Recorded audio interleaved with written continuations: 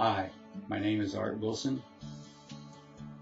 My dad was a good provider, but I never really knew my dad as close as I would like to.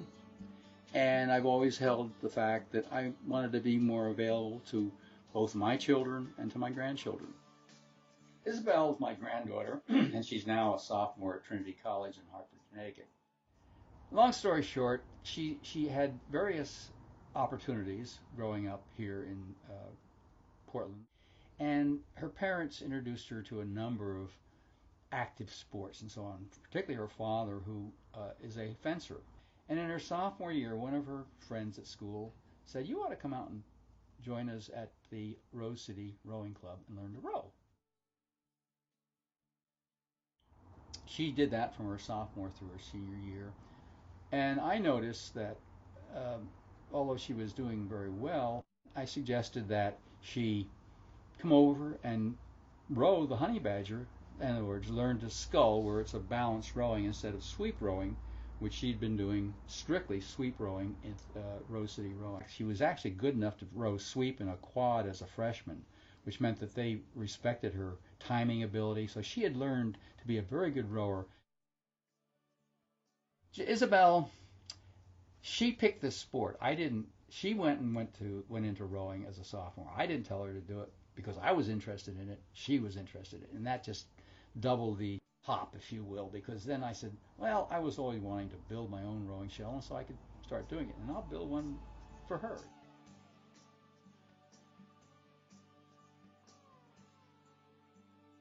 Honey Badger is a recreational rowing shell based on a concept called Kingfisher by Graham King, and we built it to give it a little more performance. And so instead of building it the way Graham King did in his recommendation to his builders, instead of being it made out of plywood and having what I call hard chines, because you have a slab of plywood like this and then a slab like that, I decided I'd build it more with this rounded chine, and that would give it more flow as it was rowing. It would give just a little more speed, and it would be more fun to row. And I also lengthened it by another foot, so it's actually not 22 and a half feet long like the Kingfisher was supposed to be. It's 23 feet.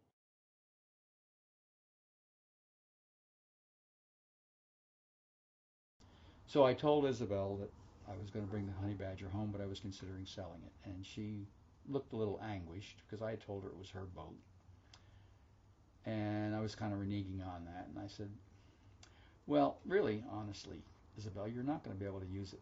You didn't use it all last summer, and you're not going to be able to use it this coming summer because you're going to be a counselor at a camp up in the San Juans, and you're not going to be able to use it when you're in graduate school.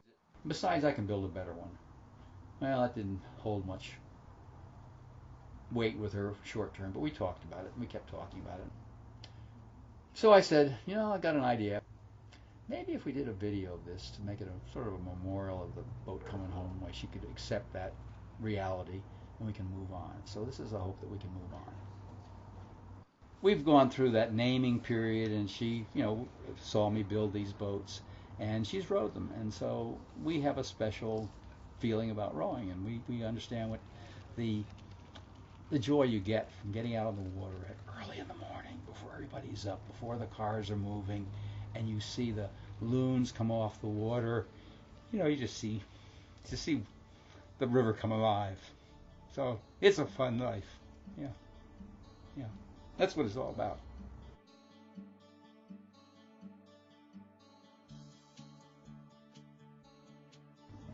My wife and I were living in Richardson, Texas, because I worked for Texas Instruments, and that's where we lived for 35 plus years. So we moved up here in December of 2005, and at that time, Isabel was 10 years old. And so it got us a chance to really, she's just a block away, and we got to be involved in taking her to athletic events, picking her up from school. And so therefore, we really know our grandchild because we've at least participated in that early stage of her development.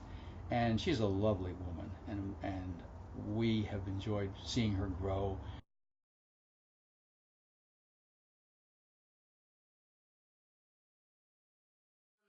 I started rowing my sophomore year of high school. I had a lot of friends who were into it, and I was kind of switching between programs and things that I was doing. I was looking for something to do, and I found this really great youth program called Rose City Rowing Club. That was the first time I was doing a sport with friends that I really liked, and it really molded my high school experience. And it's a really great sport because at the end of the day, you're really tired in a really great way, and you're like really hungry. And so definitely hungry. Yeah, and so it was just this great thing where I would go and I would get to do this thing that was, I mean, not always, almost never comfortable, and usually cold and wet because we're in Portland, but I got to see parts of the city that I would never have otherwise gotten to experience. You know, seeing all the bridges from the water. It was a great high school experience. And then so Papa got really into it because he's always been interested in boats and stuff, and I had never really known much about boats or never really engaged much with him about that, and so that kind of gave us a cool thing to talk about together. When he was building these singles, it gave me an opportunity to sort of explore a different side of it where I would get to do the sculling motion, which was a much more dynamic, cool motion. And for my birthday, actually, a few years ago, my birthday gift was he gave me some lessons to learn how to scull. So I would describe sculling as a more dynamic motion because you use two oars, and your torso isn't really doing any turning. It's just kind of going forward and backward, and it's very equal on both sides. Whereas sweep rowing, you have one long oar and you're rowing with a group of rowers, and so there's really a lot of twist out to one side. My hope is that it's a lifelong sport, so I hope that I can continue doing it forever. And with sculling, I think it's easier on your body, especially if you're not in a really competitive program. If you're doing it recreationally, then you can sort of set your hours and you can set your pace, and you just don't have to push yourself as hard. I mean, some of my favorite memories of all time are sort of just rowing up and down on the Willamette River, because it's just so beautiful, and like you get to see great blue herons, and you get to see fish jump out of the water, which is, there's nothing more thrilling than sea seeing. Lion will pop up. Oh my gosh, yeah, you'll see sea lions. I've seen seals. I'm also an environmental science minor, so I mean, like, it's really thrilling and cool for me to be out there. Kind of imagined was that I would keep it around and have lots and lots of time to just go and row it on some body of water that I lived right next to, and that it would be, really easy. But I mean, it's a big thing, and I'm kind of blowing and going all over. So it's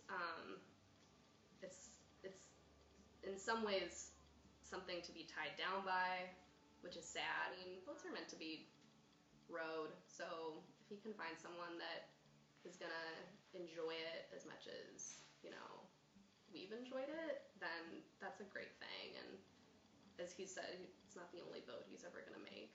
So you get one of those people out there in New Guinea to haul out a boat for you out of a tree. Or I could go make one of those Inuit kayaks with the skin on front. Yeah, I could do a lot of things. Yeah. There's not a lot of space or time for me to be here over the next long time, I think. Who knows? May come back. Portland's not half bad. I'm sure you're going to come back. Yeah, everyone's sure. I mean, I spent all my life to get to Portland. It's true. So we're just so happy to be here. You'll be back. Most people do come back to Oregon.